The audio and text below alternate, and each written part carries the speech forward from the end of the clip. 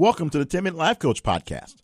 My name is Jay Cleveland Payne. I'm a personal and professional development specialist, and I assist people ready for improvement in developing their personal and professional goals into a tangible and focused, achievable plan of action. This podcast is just one of the tools I use to complete my mission. Now, for this podcast, we provide for you a compact but very thorough life lesson in actually less than 10 minutes. So a 10-minute life coaching is basically where it comes down to something you can take along with you as soon as the audio is over and apply to your life, whether it's your personal life or your professional life, to have that quick improvement, or at least see some improvement on the way. And if we give you a tool that's something you're already doing, you can use that to reinforce your plan of action, knowing that the course you're already on is a good course, is a solid course, and just maybe needs a little bit more time to get things going great. For more information about what I can do to help you be a better you in personal or professional development, check out the website 10minutelifecoach.com.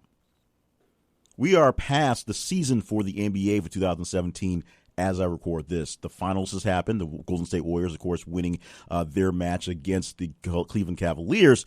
Final matchup, 4-1. They get 2 out of 3 in the last 3 seasons. We know that. We also had the NBA draft happen a few weeks ago, which had the top 3 going to, as has been last year as well, the 76ers, the Lakers, and the Celtics.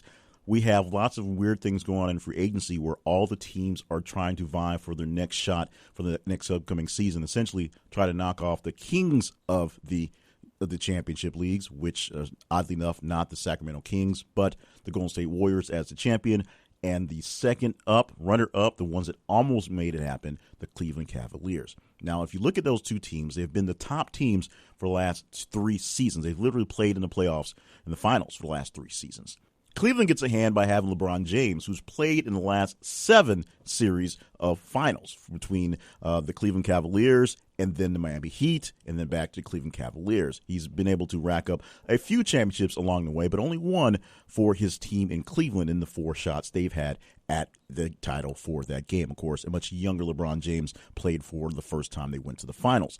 But the major motivation for players like LeBron James and many of the players on the sides, on both sides, both teams, are the ability to want to be champions, want to be the best. And a lot of that comes from playing with people who are the best caliber. They make you want to be as good, if not better, than they are in the process.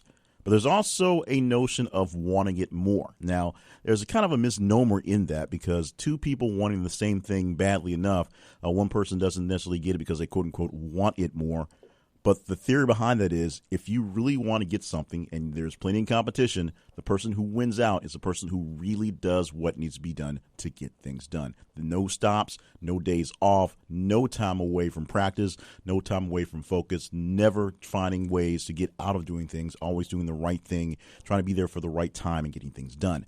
Now, you can argue that LeBron James wanted the championship more, maybe for Cleveland, maybe for his legacy, maybe just for his personal self.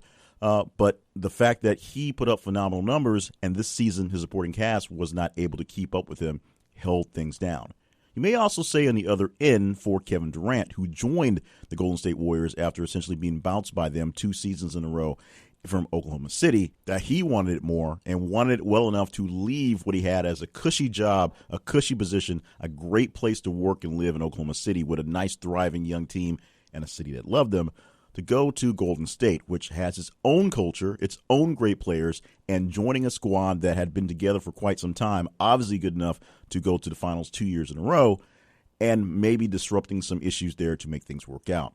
Fortunately, Kevin Durant knew he had to take on a role, a different role than what was already possessed because there were other people taking roles, and other people had to shift their roles as well. He was not the alpha dog on the team, but he was one of many leads on the team to make things happen. And in the finals, he showed that he wanted it more, where it was Kevin Durant, where there was no answer for, as in the past, it had been other players such as Steph Curry for the Warriors or LeBron James for the Cavaliers.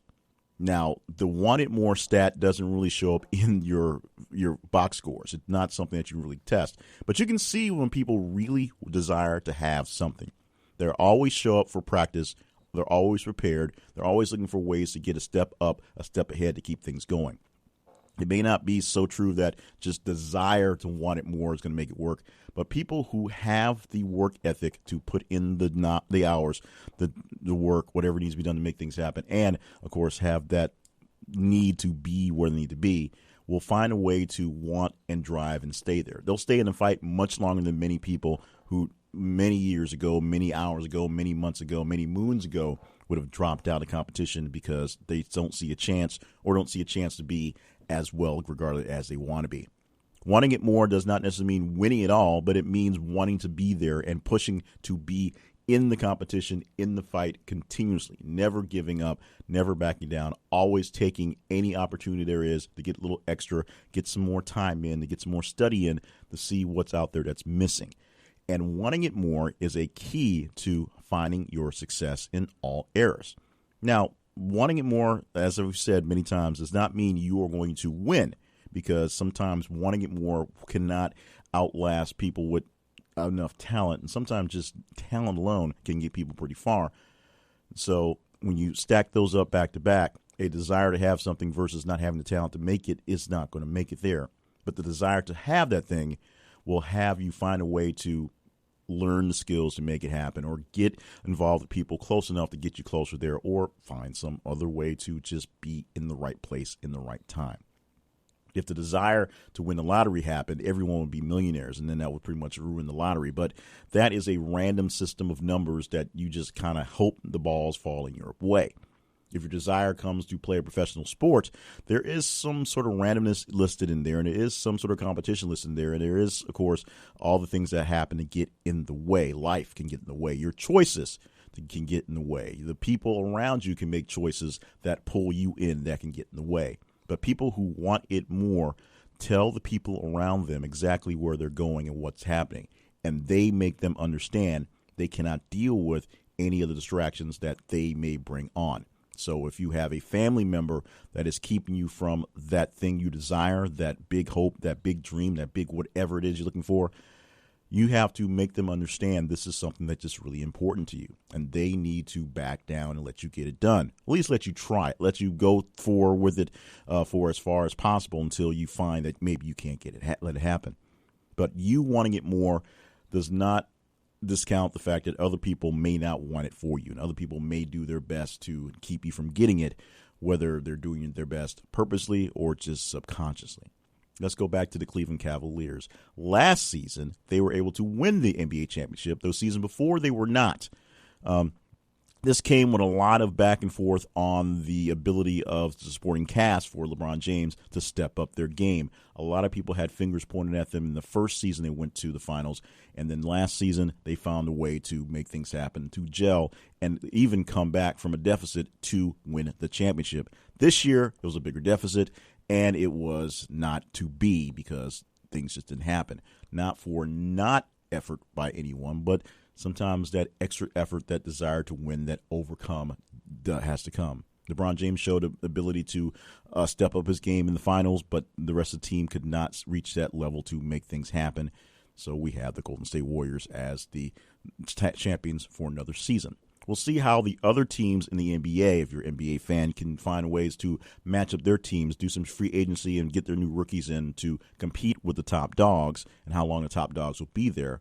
But we know that the desire to stay on top is a big motivation to keep things going. So they may want it more, being Golden State and the Cavaliers, to be at the top for those chances to get it again. The other teams may decide they want it more because they have been long suffering and want to make things happen. A lot of teams want to move up in position to be the big dogs again, and they just have to get the other ones out of the way. If you want something enough, if you really, really want it more than the rest of your competition, it will be seen by those out there who can help you make it away. You have to have the talent. You have to have the ability. You've got to have a couple lucky bounces here or there, and you've got to be in the right mindset. You can't just be a complete jerk and think it's all about getting that prize and everything else be damned. But if you want it bad enough and you can show people your heart, your desire, your willingness to do what it takes to get there, you will find so many people willing to give you a hand, reach up and reach down and pull you up or push you ahead of them to make things happen, to make things work, because they can see the desire in your eyes and in your emotions. So if you want it bad enough, you got to tell people you want it bad enough. And most importantly, you've got to show those people so they help you get what you want. And that is the podcast for this day. Thank you so much for joining us for the 10-Minute Life Coach podcast. Jay Cleveland Payne here, and I am always happy, always proud, always just so ecstatic with the response we get from this podcast. This thing is just going and blowing up ever since we had a chance to revive it and kind of refresh it and keep things going. So thank you so much for supporting us. If you would, please send us a little bit of feedback if you've never done it before. It'd be great. And if you're really up to it, send us a rating or review at wherever you get your podcast from. iTunes, Apple Podcasts, of course, still the big dog in the industry, but we get most of our response, oddly enough, from Stitcher Radio. And from the numbers, this is about a 60-40 Android-backed podcast. So 60% of the listeners that are downloading and listening to the podcast are Android users. So I'm assuming that's why most of them are from Stitcher. If they were Apple, they'd probably be on iTunes, Apple Podcasts. But we are on Stitcher. We are on Spreaker. We are on Google Play. We are in many places that just surprise me where we are. And, of course, many people just use their own favorite podcast app like Pocket Casts for things like that. We ask you just go back to wherever you subscribe to your podcast, or if you just get it off an app, go to our website, 10minutelifecoach.com, and leave a review on any of the episodes there so others can see it, and most importantly, so we can see it. If you want to find out more about this podcast, the website I just said, 10minutelifecoach.com. There's also information on how we can get specific coaching from me and help you make yourself better in a few things that we work on. More information on some other projects I work on, find out at my website, jclevelandpayne.net. And you can email me with questions at jclevelandpayne@gmail.com. Anytime. I check it very often. Be wary because it's a lot of emails. A little spammy these days, but it may take a little while to find it. But I will find your email and get back to you as quickly as I can. In the meantime, subscribe to the podcast so don't miss next week, and share it with a friend. If you know someone who could use a little motivation, a little pep talk, uptick, we hope we can help them with that as we're helping you with it as well. And once again, thank you for helping me, giving me the motivation, giving me the medium, giving me the audience to provide this information. I'll be back next week with another edition of this podcast, the 10-Minute Life Coach Podcast.